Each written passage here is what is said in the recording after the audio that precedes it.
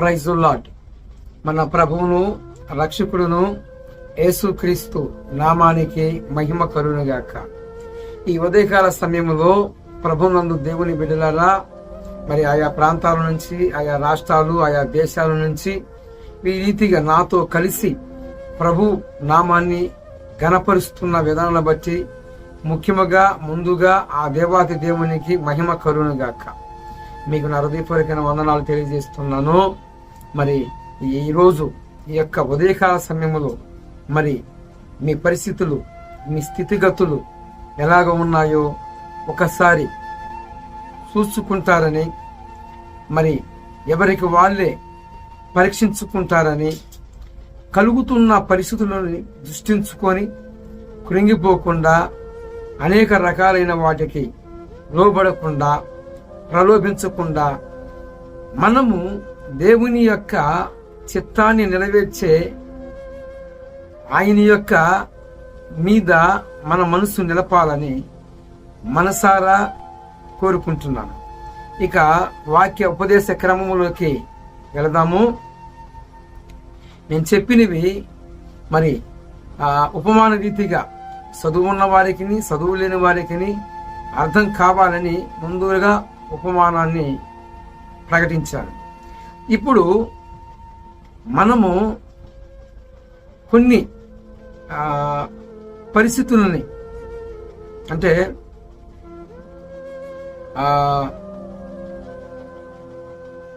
91వ కీర్తన 13వ వచనములో ఇలాగ రాయబడి ఉంది: మీరు సింహములను త్రొక్కిదరు, నాగుపాములను తొక్కిదరు, భుజంగములను అనగదొక్కిదరు అని 3 పరిస్థితులు లేదా 4 పాయింట్స్ అక్కడ మనకి తెలియజేయబడుతుంది.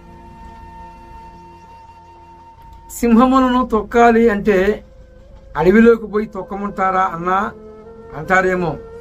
కాదు, ఇక్కడ ఆత్మీయ బైబిల్లో ఉన్న అక్షరాలని కొన్నిసార్లు అక్షరార్థంగా తీసుకోవాలి, ఆత్మానుసారంగా తీసుకోవాలి. ఇక్కడ సింహములను తొక్కుదురు అంటే అడవిలోకి పోయి తొక్కమని కాదు దాని అర్థం. సర్పములను తొక్కుదురు, నాగుపాములని తొక్కివేస్తారు అంటే అడవుల్లోకి పోయి పాములను తొక్కమంటం కాదు. కానీ ఇక్కడ కొన్ని పరిస్థితులని మీకు తెలియజేయాలని ఈ ఉదయకాల సమయంలోనే పరిశుద్ధాత్మ దేవుని యొక్క ప్రేరేపణ కొలది ఆ ఆత్మ మనకు సహాయము చేయునుగాక. ఆమేన్. మనము ప్రథమగా చూసుకున్నట్లయితే ఆదాము, అవ్వ. మొదటిగా ఆదాము మోసపోలేదు, కానీ ఈ యొక్క సర్పము యుక్తి చేత అవ్వ మోసపోయింది. ఆమె చేసిన ఆ యొక్క ఘనకారము కొలది ఆనాడు నుంచి ఈనాటి వరకు మానవుడు అనేక రకాలైన పరిస్థితులని ఎదుర్కోవాల్సి వచ్చిన పరిస్థితి తీసుకొచ్చింది మరి యొక్క స్త్రీ అవ్వమ్మ గారు. ఈ అవ్వమ్మ దేని నుంచి మోసపోయింది? సర్పము మాట్లాడిన ఆ మాటలకి ప్రలోభించి దేవుడు ఇచ్చిన ఆ యొక్క ఆజ్ఞని ధిక్కరించి దేవుని మాటని హృదయంలో భద్రపరచుకోకుండా సర్పము మాట్లాడిన ఆ మాటలకి లోబడిపోయి మనకి ఆనాటి నుంచి ఈనాటి వరకు కూడా అనేక రకాలైన ఘట్టాలు మనం ఎదుర్కొంటూనే ఉన్నాం. అసలుకి పరీక్షనే కాలమే ఆరంభము లేదు. కానీ అవ్వమ్మ ఎప్పుడైతే తిరుగుబాటు చేసి ఆమె తిన్నదగాక నెక్స్ట్ తన భర్తకు కూడా తినిపించిందో ఆ క్షణమే మానవునికి కఠినమైన పరిస్థితి, పరీక్ష ఏర్పరచబడింది. ఎప్పుడైతే ఆదాము, అవ్వ ఈ యొక్క బలహీనకి లోబడారో, దేవుడిచ్చిన ఆజ్ఞలను ధిక్కరించారో ఆ క్షణమే ఇక మానవుడు పరీక్షలోకి వచ్చేసాడు. ఇక ఆనాటి నుంచి ఈనాటి వరకు మనం చూసుకుంటే కొన్ని పరిస్థితులని, ఇక అనేక రకాలైన పరిస్థితులు.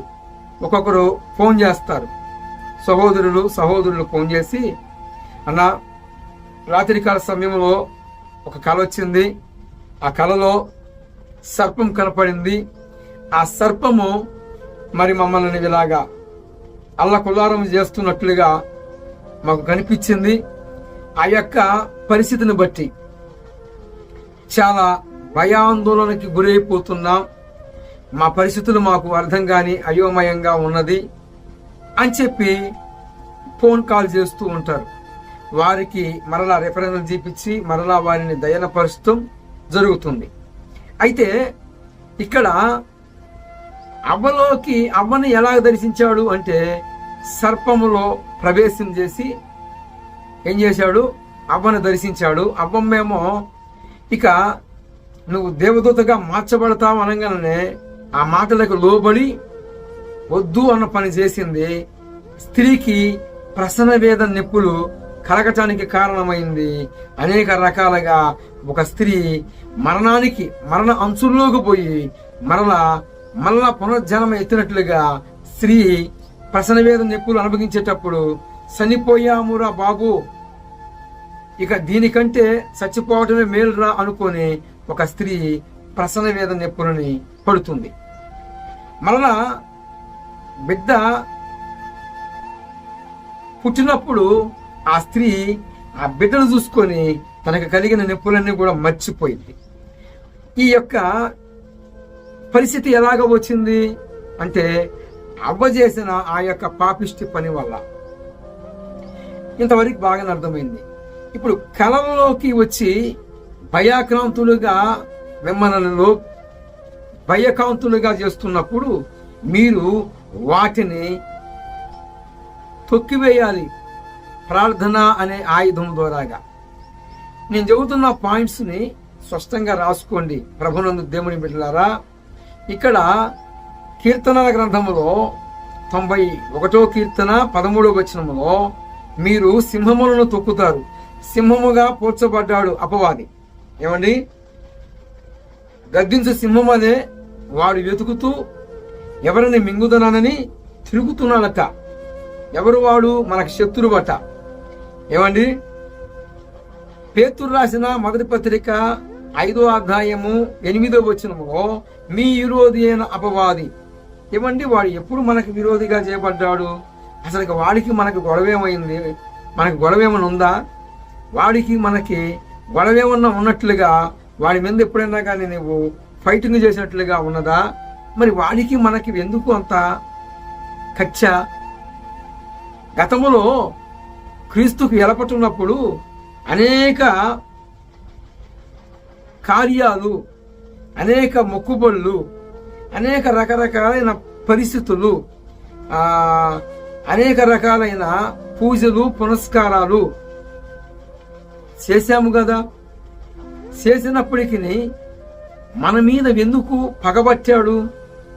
ఎందుకు నీచమైన నికృష్టమైన ప్రలోభాలకి లోబడినట్లుగా ఒక వ్యక్తిని, ఒక దేవుని స్వరూపమున్న మనిషిని ఎందుకు వాడు అలాగా ఈడ్చుకొని పోవాలని చూస్తున్నాడు, మింగాలని చూస్తున్నాడు? ఏమండి, సింహము నవిలిద్దా మింగిద్దా? సింహము నవిలిద్ది. మరి ఇక్కడ అంటాడు, మీ విరోధి అయిన అపవాది గద్దించు సింహమలే ఎవరిని మింగుదునా. అదిగో అక్కడ అంటున్నాడు, మింగేది ఏంటిదండి? గమనించారా ఎప్పుడన్నా ఈ మాట? మింగుట. సింహము ఎక్కడన్నా తింటది, పళ్ళతో పొరికి వేసిద్ది. కానీ ఇక్కడ అంటాడు భక్తుడు పేతురు రాసిన మొదటి పత్రిక 5వ అధ్యాయము 8వ వచనంలో, మీ విరోధి అయిన అపవాది గర్జించు సింహమలే ఎవరిని మింగుదునా అని ఎతుకుతూ తిరుగుతున్నాడట. మింగటం ఏంటండి సింహము అంటే? ఇక్కడ సింహముగా చెప్పబడుతున్నది సర్పము. ఒక సర్పానికి మాత్రమే మింగే అవకాశం ఉంది. భూమి మీద అన్ని వీటిలో కల్లా సర్పము ఇత్తి కలిగింది, అది నవలదు, నవిలే దాఖలా లేదు. అది ఎంతటి దాన్నైనా మింగి ఆ మింగిన దాన్ని ఆరాయించుకోవటానికి అలాగా ప్రశాంతంగా ఒక చోట నివాసం చేసింది. అది తినే దాఖలా లేదు కానీ మింగటమే. ఇక్కడ అంటాడు, మీ విరోధి అయిన అపవాది గద్దిసి సింహం అదే ఎవడని మింగుదునా అని ఎతుకుతూ తిరుగుతున్నాడట. ప్రభునందు దేవుని బిడ్డలారా, ఇక్కడ మనము ప్రథముగా సింహాలని కాళ్ళతో త్రొక్కివేయాలి, పాముని త్రొక్కివేయాలి. అంటే దీని అర్థం ఏమిటి? స్వప్నములో మిమ్మల్ని రకరకాలుగా భయాకాంతులకి గురి చేసి ఆ యొక్క కళ స్వప్నంలో కలిగిన ఆ యొక్క కళ భావమును బట్టి కొందరు చాలా మంది భయానికి లోనైపోతారు. ఇక్కడ అంటున్నాడు, అక్కడ రివర్స్గా ప్రార్థన ఆయుధంతో ఆ సర్పాన్ని తొక్కివేయాలి. ఇది దీని అర్థం. అడవుల్లోకి పోయి పాముని దొక్కమని కాదండి, అడవుల్లోకి పోయి సింహాన్ని దొక్కమని కాదు. ఇలాగా మన యొక్క పరిస్థితులని, ఏ పరిస్థితులు మనల్ని భయానికి భయ ఆందోళనకి గురి చేస్తున్నాయో, ఏ పరిస్థితులు మనల్ని మరి దేవుని యొక్క ఆయన మీద మనకున్న ఆ యొక్క భావాన్ని ఆయన మీద లేకుండా గనక దేవుడి యొక్క మాటని, దేవుడిచ్చిన ఆజ్ఞని నిర్లక్ష్యం చేసి, మరి దేవుడు ఇచ్చు ఆ యొక్క జీవాన్ని నిర్లక్ష్యం చేసి ప్రలోభి అయ్యి నువ్వు దేవదూతగా మార్చబడతావు అనగానే వద్దు అన్న పని చేసి మనందరికీ కర్మ బలాన్ని తీసుకొచ్చిన ఆ కారణాన్ని బట్టి మనము కూడా ఏ ఏ పరిస్థితుల్లో మన మనస్సు ఆయన మీద ఆధారపడకుండా మనకి స్వచ్ఛమైనవి, నీచమైనవి, మరి అనేక రకాలైన మనస్తత్వాలు కలిగించి, ఏమండి గమనించండి ప్రియ సహోదరి సహోదరులారా, గమనించండి. మనము ఏ ఏ పరిస్థితుల్లో మనము జారి పడుతున్నామో, ఏ పరిస్థితుల్లో మనము దేవునికి మనకి వైరాగ్యం కలుగుతుందో వాటిని మనము త్రొక్కివేయాలి. ఇక్కడ స్వప్నములో వచ్చి దాడి చేసినప్పుడు భయానికి లోనైపోయి దాని ద్వారా ఏం జరగబోతుందో, ఏమయ్యిద్దో అని చింతపడేదాన్ని పక్కన పెట్టి దానిని ప్రార్థన అనే ఆయుధము ద్వారాగా త్రొక్కివేయాలి. ఏమండి, దావీదు మొదటి సమూయేలు గ్రంథము 17వ అధ్యాయము 16వ అధ్యాయంలో ఒకసారి వెలుగుబంటి మీద ఫైట్ చేశాడు, మరొకసారి సింహం మీద ఫైట్ చేశాడు. అవునా? ఈ రెండు ఫైట్స్ లో దావీదు జయాన్ని పొందాడా, అపజయాన్ని పొందాడా? అది శారీరకంగా. ఎలుగుబంటి వచ్చింది, దానిని హతమార్చాడు. సింహం వచ్చింది, దానిని హతమార్చాడు. దీనిని మన ఆత్మీయ జీవితంలోకి, మన వ్యక్తిగత జీవితంలోకి, మనము మన యొక్క హృదయంలో ఉన్న ఆవేదనలోకి దాన్ని అనుమానించుకుంటే మనము దావీదు వలె దానిని తొక్కివేయాలి. దావీదు ఏం చేశాడు?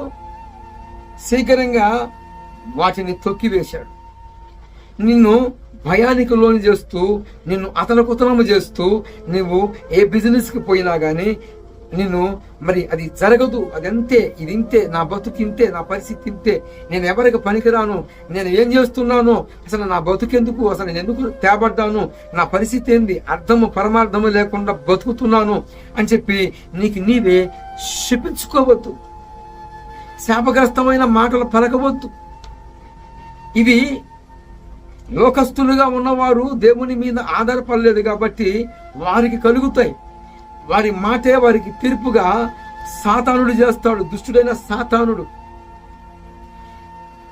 కాబట్టి ఇక్కడ అడవుల్లోకి పోయి తొక్కమని కాదు, కానీ మనలో ఏవేవి అభిప్రాయాలు కలిగించబడుతున్నామో, మనలో ఏవి భయ ఆందోళనకి కలిగింపబడుతున్నామో, ఇక్కడ అంటాడు భుజంగములు తొక్కుదురు.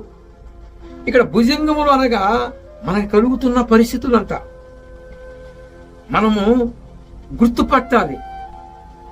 మన యొక్క ఆధ్యాత్మిక జీవితంలో మన యొక్క ప్రయాణము, మన యొక్క గురి లేని వాని వలె పోరాటం చేయకూడదు. పౌలు అన్నాడు కదా, గురి లేని వాని వలె నేను పోరాడను, గురి కలిగి నా ముందు ఏదైతే ఉన్నదో దానిని గెలవటానికి ప్రయత్నం చేస్తాను అన్నట్లుగా పౌలు భక్తుడు చెప్పినట్లుగా మనము గురి కలిగి మనము మన యొక్క దీక్షని చేపూనాలి. ఇక్కడ మనము ఇంకా చూసుకున్నట్లయితే కొన్ని పాయింట్స్. సొదొమ గొమొర్రా పట్టణము నాశనం కావటానికి ప్రథముగా ఈ కలలే కారణమండి. సొదొమ గొమొర్రా పట్టణాలు 5 పట్టణాలలో దేవుని కోపానికి బలిగాటానికి కారణం ఏమిటో తెలుసా? ఇదిగో ఈ కలల ద్వారాగా సమీపించి సొదొమ గొమొర్రా పట్టణములో ఉన్న ఆ యొక్క మనుషులందరిలోకి కలల ద్వారాగా వారిని సమీపించి వారు పతనం కావటానికి కారణం ఏమిటో తెలుసా? ఏమండి, ఇదిగో ఇవే కలల ద్వారాగా పరశరీరులుగా అంటే కలలోనే ఏ రావాలని ఊహించుకొని వారితో మరి ఆ కలిసినట్లుగా అప్పుడు వారు ఏమైతున్నారు అంటే పరశరీరులను ఊహించుకొని అలాగా వీరిని పతనం చేసింది ఏందో తెలుసా?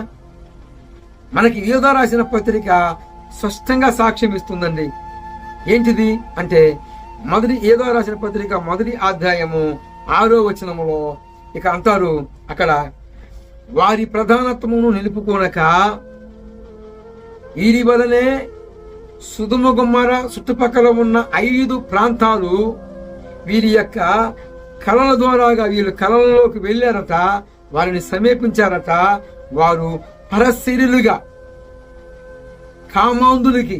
కామాంధులుగా మార్చబడి వారి పైత్యము ఎంత ముదిరిందయ్యా అంటే భగవంతుడే సొదొమ గొమొర్రా పట్టణము మరి నా వద్దకు వచ్చిన మొరసొప్పున అది సంపూర్ణతగా మార్చబడిందో లేదో నేను తెలుసుకుందామని భగవంతుడే దిగి వచ్చాడు. ఎక్కడ ఉన్నవి అంటే నేను రెఫరెన్స్ చెప్తాను, రాసుకోనండి. ఆదికాండము 18వ అధ్యాయము 21వ వచనములో నా వద్దకు వచ్చిన మరసొప్పున సొదొమ గొమొర్రా పట్టణంలో ఉన్నవారు సంపూర్ణులు అయ్యారో లేదో నేనే పోయి చూద్దానని దిగివచ్చాడు. దేవుడు దిగివచ్చాడు.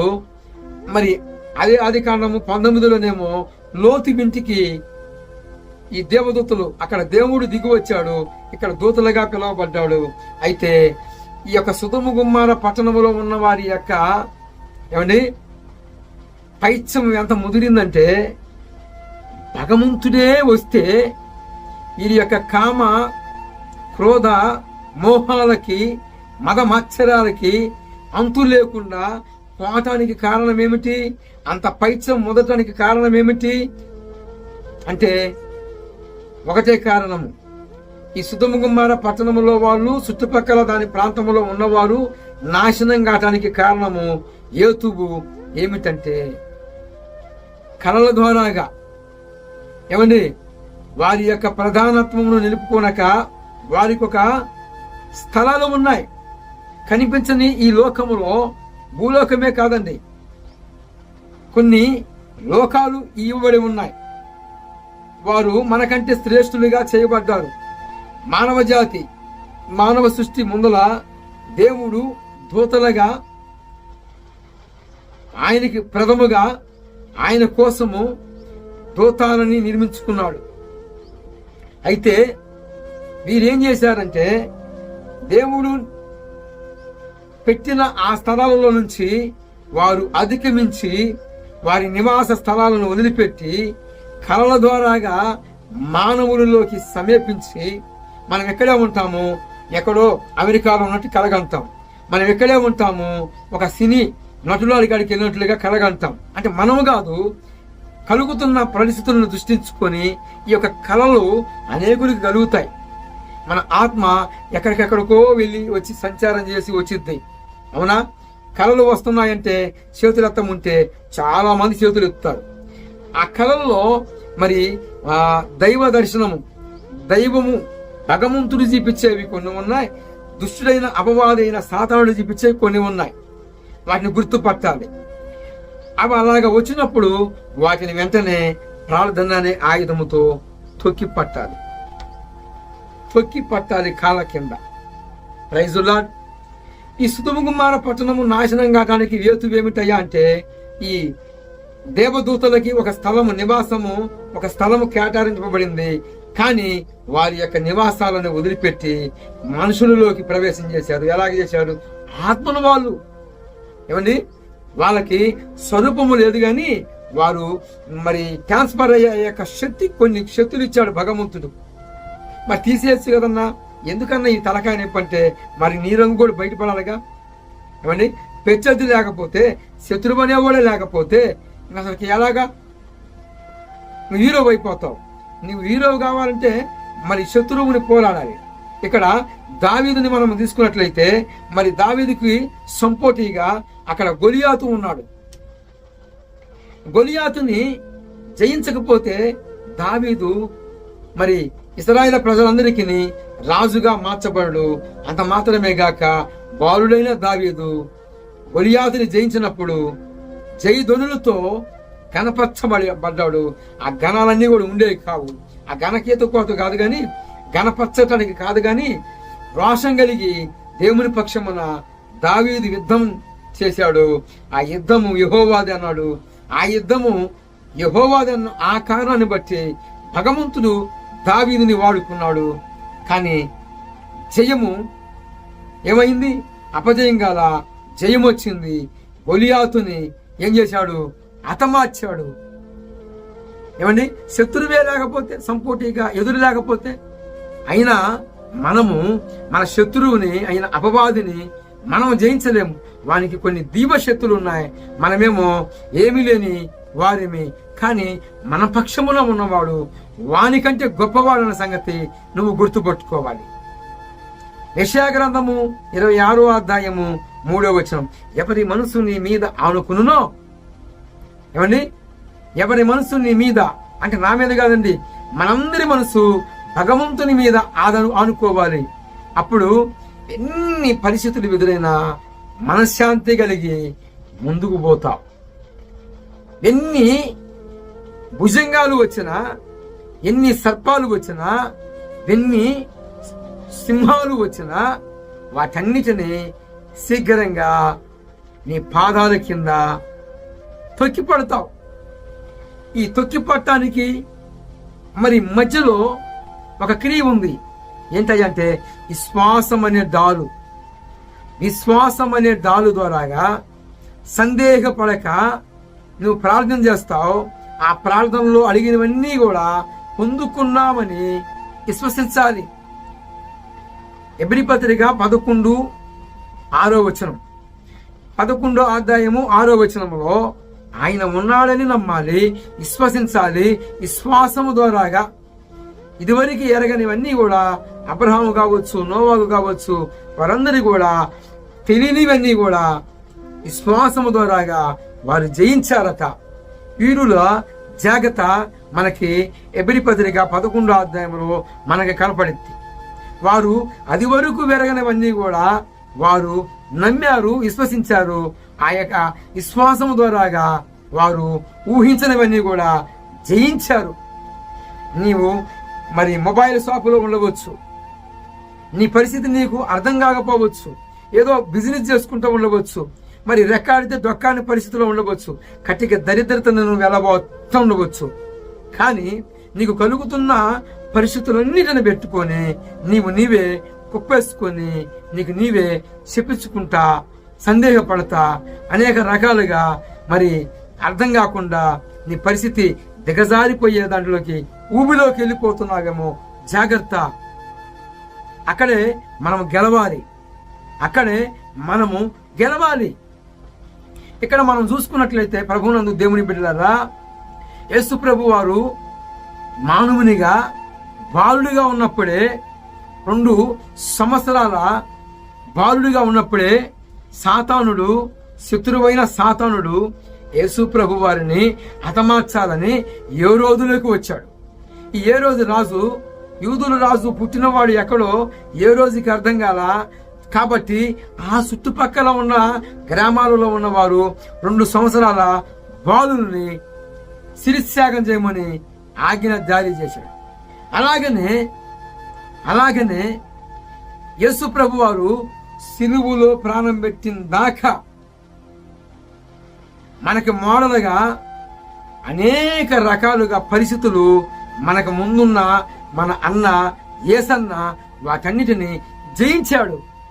మన భరోసా, మన నమ్మకము మన అన్నయ్యన, మన ప్రథమ సహోదరుడైన, మనకందరికి అన్న, మనకందరికి తండ్రి ఆయనే. మనకు ముందు అన్నిటిని మనిషిగా పుట్టి జయించాడు. మనకెవరున్నారు? మన ప్రథమ సహోదరుడు, మన ముఖ్యమైన సహోదరుడు, మన ముఖ్యమైన అబ్బా, తండ్రి, నాన్న అని పిలుచుకునే మనకి ఆధారమైన వాడు ఈ లోకమును జయించాడు. ఎలాగ జయించాడు? కలవరిగిరిలో 3 మేకుల మధ్య సాతానుని చితగొదొక్కాడు. ఆయన ప్రాణము, ఆయన ఏ ఉద్దేశముతో భూమి మీదకి పంపబడ్డాడో దానిని జయించినప్పుడు సాతానుని చితగొదొక్కాడు. ఆ కారణాన్ని బట్టి మనము ఈ లోకములో ఉన్నవాడి కంటే మనలో ఉన్నవాడు గొప్పవాడు. ఆ గొప్పవాడైన ఆత్మస్వరూపికి, ఆ గొప్పవాడైన ప్రభువుని యేసు క్రీస్తుకి ఆ నామాన్ని నువ్వు ఊరేగింపు చేస్తున్నావా? లేకపోతే దిగదారుస్తున్నావా? కలుగుతున్న నీ పరిస్థితులు బట్టి నీవు కృంగిపోయి నీకు నీవే ఒక చిన్న దానికే ఊరక టెన్షన్ పడుతూ అర్థం కాక అయోమయం, గందరగోళం, అనేక రకాలైన అన్నిటినీ ఒక చెత్తని తీసుకొచ్చి నీ మైండ్లో పెట్టుకొని అన్ని చెత్త ఆలోచనలు నీ మైండ్లో ఉంచుకొని ఏమండి ఆ చెత్తని ఇక్కడి నుంచి తీసివేయాలి. ఆ చెత్తని ఈ భాగం నుంచి తొలగించాలి. అప్పుడు నీవు ఖాళీ అయిపోవాలి. అప్పుడు నీవు ఆయన మీద సంపూర్ణంగా ఆధారపడాలి. కన్నీళ్ళే అన్నపానములుగా తాగవచ్చు, కానీ ఇది మెట్టుకు చూస్తే కొంచెమే. నిందిలే అవమానాలుగా ఏలలకి నువ్వు చిక్కమొచ్చు, కానీ ఆ నింద అట్టే కాలం ఉండదు. ఎవరైతే నిన్ను నిందించారో, ఎవరైతే నిన్ను దూషించారో, ఎవరైతే నిన్ను రకరకాలుగా పరిస్థితుల్లోకి నెట్టివేశారో వాళ్ళందరూ ఒక రోజున పూలమాలతో నేను గనపరిచే ఘట్టం ఒకటి ఉంది. ఆ ఘట్టం ఒకటి ఉంది. ఏ నోళ్ళైతే నిన్ను నవ్వాయో, ఏ నోళ్ళైతే నిన్ను దూషించాయో ఆ నోళ్ళన్నీ కూడా నేను కనపరిచే రోజు అతి సమీపంగా ఉన్నదనే సంగతి నువ్వు గుర్తుపట్టాలి. కానీ నీకు నీవే శపించుకోవద్దు. పావులను తొక్కాలి, సింహములను తొక్కాలి, కొదమ సింహములను తొక్కాలి. శత్రువుని గుర్తుపట్టాలి. ఏ ఏ పరిస్థితుల్లో శత్రువు నిన్ను కుంగదీయటానికి, ఏ ఏ పరిస్థితుల్లో మరి మన కుటుంబ సభ్యుల్లో నుంచే అనేక పరిస్థితులను మనకు కలిగిస్తాడు. వాస్తవం అండి. మనము కొన్ని సందర్భాలలో మన రసందిగులు అనుకున్న వారికి మనము చేయదగ్గదంతా కూడా చేస్తాం. అయినా సరే వారు బలహీనులు కాబట్టి వారిని వాడుకునే అవకాశం ఉంటుంది. అప్పుడు నువ్వు కృంగిపోవద్దు. నీవు మంచి చేసినా మేలు చేసినా వారు కృతజ్ఞతాహీనులైపోయారనుకో, దాన్ని బట్టి నువ్వు కృంగవద్దు. హ్యాపీ. నీ మనసు నాయన మీద ఆనుకోవాలి. నీ కుటుంబం ఎత్తుల మీదనో, పరిస్థితుల మీదనో, ఓ భర్త భార్య మీదనో, భార్య భర్త మీదనో, కానీ తల్లిదండ్రులుగా ఉన్నవారు బిడ్డల మీదనో, తల్లిదండ్రులుగా ఉన్నవారిని బిడ్డలు వారి మీద ఆధారం చేసుకోవటం కాదు. గాని మన ప్రథమ సహోదరుడు యేసన్న గారి మీద, యేసన్న మీద ఆనుకోవాలి, యేసయ్య మీద ఆనుకోవాలి. ఆ మహోన్నతుని మీద మనము ఆనుకున్నట్లయితే అప్పుడు వారు అరణ్యములో దేవుణ్ణి శోధించి సంహార దూత చేత సంహరింపబడ్డారని 1 కొరింథీ పత్రిక 10వ అధ్యాయంలో రాయబడి ఉంది. అరణ్యములో యెహోవాను శోధించి సంహార దూత చేత సంహరింపబడ్డారట. మరి సంహార దూత ఒకవేళ ఇప్పటికే మీ కుటుంబాలలో ఉన్నదేమో చూసుకోనండి. అవ్వ ప్రలోభానికి లోనైపోయి అన్నాడు, ఆదామా అవ్వ ఆ పండు తిన్న రోజున మీరు నిశ్చయముగా సరిపోతారు. శరీరపరంగా శారీరకంగా అవ్వ ఆదాము కనపడ్డారు, కానీ వారి మనోనేత్రాలు ఏమయ్యాయి? గుడ్డితనం కలగజేయబడ్డాయి. అప్పుడు దాకా వారు దేవునితో చల్లబోట మాట్లాడుకుంటున్న వేళ ఏమండి, ఆ యొక్క దేవుని చూసినప్పుడు ఆదాము ఒక గుట్టసాటుకి వెళ్ళి అవ్వ ఆదాము మరుగైపోయారు. అప్పుడు దేవుడైన యెహోవా చల్లబోట వచ్చి, ఆదామా ఎక్కడంటే, నేను తోట మధ్యలో దిగంబరిగా ఉన్నాను. ఏంటండి, నీవు దిగంబరం అని చెప్పిన వాడు ఎవడు? ఏమండి చూసారా, మానవుడు ఏమైపోయాడు? దేవునికి మానవునికి ఒక వైరాగ్యం కలిగింది. ఏంటంటే ఆజ్ఞను అతిక్రమించటమే. దాని వేతువును బట్టి మనం ఆనాటి నుంచి నాటి వరకు పరీక్ష. ప్రసంగి గ్రంథము 1వ అధ్యాయము 13వ వచనంలో, ఇందుచేత మానవునికి ఏర్పాటు చేసిన దేవుడు బహు కఠినమైన పరీక్ష అక్కడ ఏర్పాటు చేశాడు. ఇక మనము ఈ యొక్క పరీక్షలో పాస్ కావాలి. మనకై మనము కాదేమో గాని, అదిగో రోమాపత్రిక 8వ అధ్యాయము 26వ వచనము, ఉత్తమగా ప్రార్థించడం మనకు తెలియదు కాబట్టి ఆత్మ మన బలహీనతను చూసి మనకు సహాయం చేస్తున్నాడు. ఎన్నోసార్లు పలుమారులు ఆత్మను దుఃఖపరిచి, పలుమారులు పరిశుద్ధాత్మ దేవుణ్ణి దుఃఖపరిచాం. యేసు ప్రభు వారిని మరలా సిలువకు అప్పజెప్పాం. కలుగుతున్న పరిస్థితులు బట్టి, కలిగింపబడిన ప్రలోభాలకు బట్టి మనము అందరిమి ఏదో ఒక పరిస్థితుల్లో ఏదో ఒక రకంగా జారిపడ్డాం. ఇక్కడ అంటాడు ఇర్మియా భక్తుడు, ఇర్మియా గ్రంథము 8వ అధ్యాయము 4వ వచనంలో, మనుషుడు ఒకసారి పడిపోయిన తర్వాత తిరిగి లేవకుండా ఉండున, అలాగనే ఆత్మీయ స్థితిలో మరి నువ్వు పడిపోయినట్లయితే తిరిగి లేపపడాలి. మరి నీవయ్యి ఒక పడిపోయిన వ్యక్తిని మనం సపోర్ట్ చేసి లేపినట్లుగా ఆత్మ నీకు ఆయన హస్తమును చాచి ఉన్నాడు. ఆయన నీకు చెయ్యూతనిచ్చి ఆయన నీకు సమీపంగా ఉన్నాడు. ఆయనకి నీ చెయ్యి ఇస్తే పడిపోయిన వాడు తిరిగి లెగవాలి అంటే ఏం చేయాలి? ఒడునున్న వాడికి తను కూడా మరి క్రియ చేయాలి. అంటే తను ఏదో ఒక పని, అంటే ఆ చెయ్యి అలాగా అందివ్వాలి. నేను అలాగనే పడిపోయి ఉంటాను, నేను అందియను, నన్ను లేపమంటే ఎవరన్నా లేపుతారా? అలాగనే పరిశుద్ధాత్మ దేవునికి నీ జీవితాన్ని అప్పచెప్పుకుంటే అంటాడు ఇక్కడ మేకాయ గ్రంథము 7వ అధ్యాయము 8వ వచనంలో, నా శత్రువా నా మీద అతిశయించవద్దు, నేను కింద పడినను పై చెయ్యనాది. నా శత్రువా నా మీద అతిశయించవద్దు, నేను కింద పడినను. నీవు ఏ స్థితిలో ఉండి పడిపోతువో దాన్ని జ్ఞాపకం చేసుకొని ఆ మొదటి క్రియ చెయ్యి. ప్రకటన 2వ అధ్యాయము 5వ వచనం, నువ్వు ఏ స్థితిలో నుండి పడిపోయావో, మరి ధనము గురించి పడిపోయావా, శరీర వ్యామోహమును గురించి పడిపోయావా, ఎలాగా ఏ పరిస్థితిలో నువ్వు ఉన్నావో ఒక్కసారి ఈ 2024 సంవత్సరంలో మనము క్రీస్తుకి దగ్గర ఉన్నాము. ఇక వచ్చువాడు ఆలోచన చేయట్లేదు. మనం ఏ పరిస్థితుల్లో ఉన్నామో నీవే పరిశీలించుకోవాలి. నాకు నేనే పరిశీలించుకోవాలి. మనమందరమే క్రీస్తు యేసుకి మన జీవితాన్ని అప్పచెప్పుకోవాలి. అప్పుడు మనం కలుగుతున్న పరిస్థితులన్నీ కూడా ఏమైపోతాయో తెలుసా? అన్నట్లు ఆయన సమ్మోఖమందు ప్రతి ఒక్కరికి ఒక జ్ఞాపకార్థముగా ఆయన యొక్క సమ్మోఖమందు ఒక గ్రంథము రాయబడుతుంది. నువ్వు చేసిన భూమి మీద ఏ క్రియ అయినా సరే, మంచిదైనా సరే చెడ్డదైనా సరే, అది జ్ఞాపకార్థంగా రాయబడుతుందని మలాకి గ్రంథము మరి 3వ అధ్యాయము 16వ వచనము 17వ వచనములో గ్రంథము ప్రతి ఒక్కరికి ఆయన సమూహమందు రాయబడుతుందట జ్ఞాపకార్థంగా. కాబట్టి నీవు మరి ఏ పరిస్థితుల్లో ఉన్నావో నాకు తెలియదు, కానీ ఈ ఉదయకాల సమయంలో పరిశుద్ధాత్మ దేవుడు మీతో మాట్లాడమున్నాడు. పరిశుద్ధాత్మ మనందరికీ సహాయం చేస్తున్నాడు. నీవు చెయ్యి ఇస్తే ఆయన నిన్ను లేవనెత్తుతాడు. నీవు ఆయన జీవితాన్ని, ఆయన హస్తాలకి నీ జీవితాన్ని అప్పచెప్పినట్లయితే ఆయన నిన్ను బలపరుస్తాడు.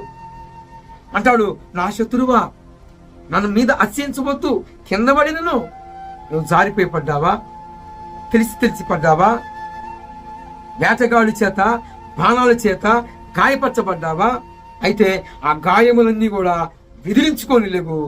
నీకు పరిశుద్ధాత్మ దేవుని యొక్క శక్తి నీ మీద ఆధారపడుతుంది. ఆయన నిన్ను ఆవరించబోతున్నాడు. మనల్ని వస్త్రము ఎలాగైతే మన దేహాన్ని కప్పిందో ఆయన మనకి వస్త్రమయ్యి మనల్ని ఆయన కప్పుకుంటాడని ప్రకటన గ్రంథము సాక్ష్యం ఇచ్చాడు. ఆయన మన దేహాన్ని ఎలాగైతే వస్త్రం కప్పిందో ఎలాగా ఈ రీతిగా ప్రభువారు మనల్ని ఆయన కప్పుకుంటాడట, కప్పివేస్తాడు, మరుగు చేస్తాడు. నా కుమారుడు జాగ్రత్త, ఏబుని ఏమి చేయడానికి వీల్లేదు. ఏబు కలిగిన సమస్తాన్ని మీద నీకు అధికారం ఇచ్చా, కానీ నా బిడ్డని ఏం చేయడానికి వీల్లేదు. ప్రాణం తీసే హక్కు నీకు లేదు. ప్రభువునందు దేవుని బిడ్డలారా, మనం ఎంత అష్టడుక్కు పోయినా, ఏ పరిస్థితికి పోయినా గమనించండి, గుర్తుపట్టండి. నా ప్రగాఢ విశ్వాసం ఈ ఉదయకాల సమయంలో మరి మీకు ఒక్క మాట, ఇక ఇన్ని రిఫరెన్స్లు చూపించాను, ఒక్క రిఫరెన్స్ చూపిస్తాను. వీటన్నిటికీ ఆధారము అక్కడే ఉన్నది. అదే కోడు. నేను కీర్తనల గ్రంథము 91వ కీర్తన 13వ వచనంలో చూపించా కదా, ఆ యొక్క 13వ వచనానికి అర్థము పరమార్థము ఇదిగో ఇక్కడ నేను చెప్పబోయే రిఫరెన్స్. ఇది లింక్ అయి ఉంది. ఇది కనుక నేను చెప్పబోతే ఇంతవరకు చెప్పినవన్నీ కూడా తుస్సయ్యే అవకాశం ఉంటుంది. కాబట్టి ఈ ఒక్క రిఫరెన్స్ చెప్తాను, చూడండి. పెన్నుంటే చక్కగా రాసుకోండి. చదువు లేకపోతే హృదయంలో భద్రపరచండి. నాకు చదువు లేదండి, నేను అల్పుడినండి, మోటివాన్ని, నాకు చదువు లేదు. కానీ అహోరాత్రులు ప్రార్థన అనే ఆయుధముతో మాకాళ్ళు కాయలు కాసిందాక ప్రభు పాదాలు పట్టుకొని ఆ ప్రభువు నన్ను దర్శించిన తర్వాత నాకు ఈ రీతిగా నా జ్ఞాన నేత్రాలు వెలిగింపబడిన తర్వాత మీరు రాయముంటే నేను రాయలేను, కానీ ఇదిగో ఈ హృదయం అనే పలక మీద ముద్రించుకున్నాను. కాబట్టి నేను ఇప్పుడు వరకు చెప్పినవన్నీ కూడా చూడకుండానే మీకు నేను సర్వగా మరి కంఠాబద్ధంగా చెప్పాను. మీరు చూడకుండానే ఇంతవరకు చెప్పిన రెఫరెన్స్లన్నీ కూడా మరి చెప్పాను, తెలియజేశాను. ఇది నా గొప్పతనం కాదు, కానీ ఈ మోటివాడికి తోడే ఉన్న పరిశుద్ధాత్మ దేవుని యొక్క గొప్పతనము.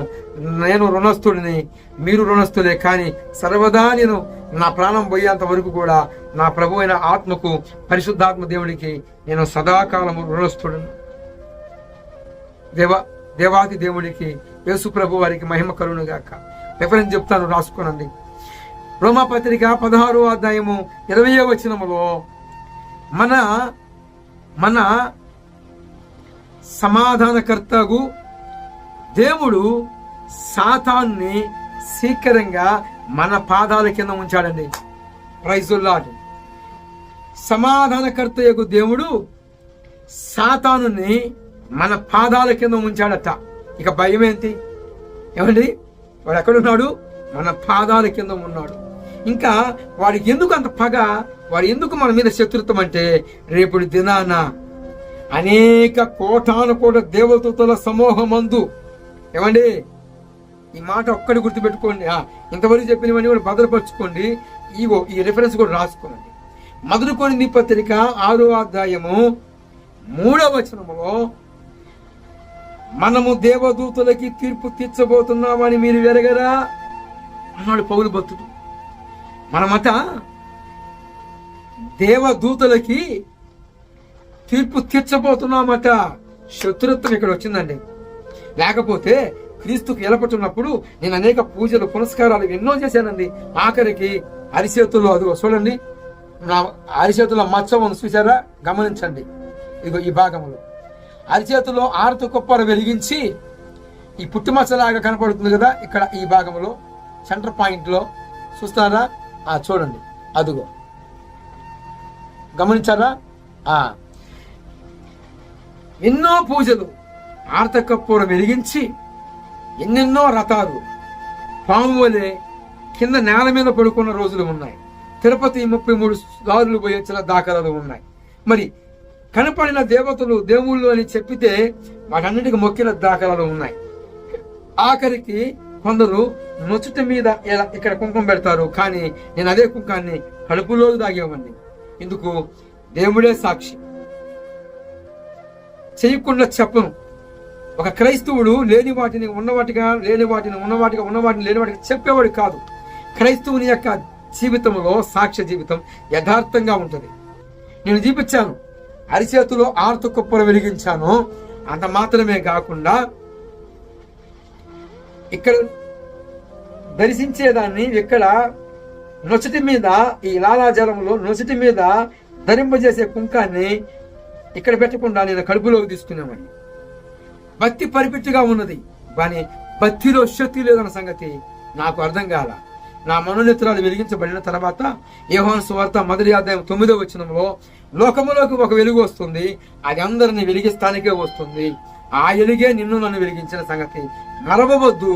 మనము మన యేసన్నకి, రాజుల రాజుకి, ప్రభులు ప్రభువుకి మనం రుణస్తులమే.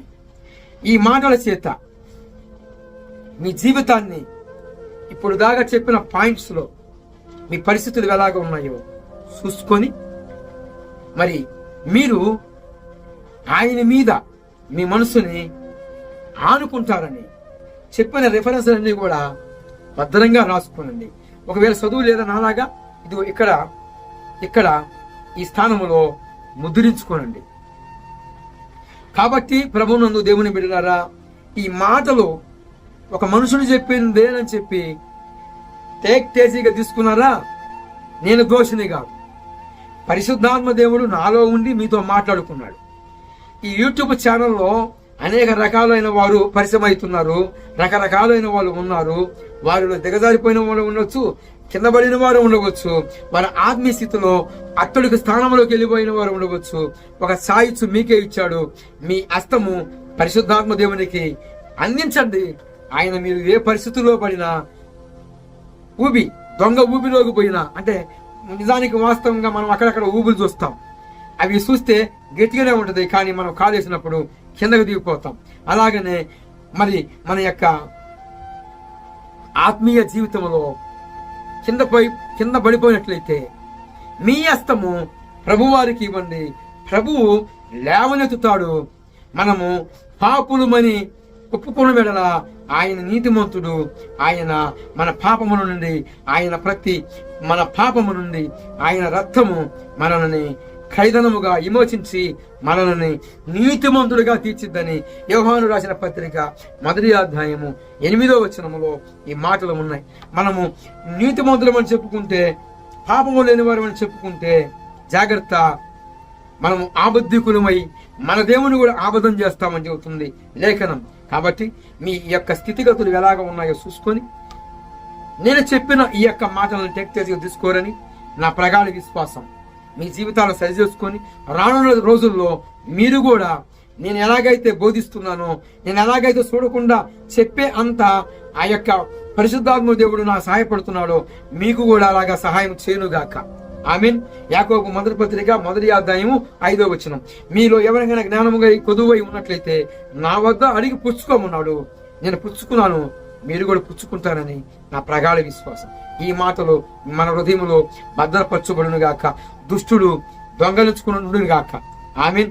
ఎందుకన్నానంటే చాలా మంది చర్చిలో ఉంటారు, కానీ వాక్యం విత్తుతున్న దీనదాసుని యొక్క మాటలు శ్రద్ధాభక్తులతో స్వీకరించరండి. అబ్బా బాగా చెప్పాడు, భలే చెప్పాడు అంటారు, కానీ ఏం చెప్పాడంటే అక్కడ తుస్సులు గాలిపోయింది. ఎందుకో తెలుసా? అందరూ విన్నట్లే ఉన్నారు కానీ హృదయములో భద్రపరుచుకోవాల. అప్పుడు వీడే మార్గం పక్కన వాక్యము విదుతుంటే ఆ వాక్యము ఆ దారిలో విత్తనాలు పడినవి ఎత్తుకొని పోతాడు వీడే. ఎక్కడుంది మాట? మత్తయి సువార్త 13వ అధ్యాయము 19వ వచనంలో వాక్యము, దైవ సేవకుడు విత్తిన వాక్యము, వీడు నీలోకి వచ్చాడు, వాడు ఎత్తుకొని కూడా పోయాడు. చాలా మంది అంటారు బహిరంగ సభలకు పోతారు, బహిరంగ మీటింగులకు పోతారు.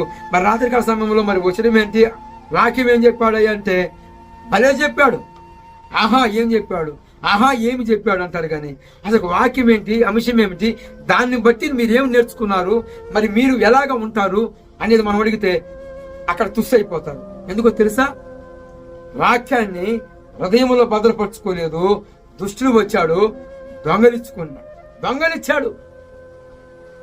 ప్రైజులా. కాబట్టి ప్రభునందు దేవుని బిడ్డలారా, ఈ మాటల చేత మీరు ఏ స్థితిలో ఉండి పడిపోయారో లేవనెత్తబడతారని. మనమైతే బలహీనమే, మనలో ఉన్నవాడు బలవంతుడు, శక్తిమంతుడు. ఆయన హస్తానికి మన హస్తం అలాగా అందిస్తే ఆయన తప్పకుండా మనకి చేయూతనిచ్చి లేవనెత్తుతాడు. అతి కృప మనకి సహాయము చేయనుగాక. ఆమేన్.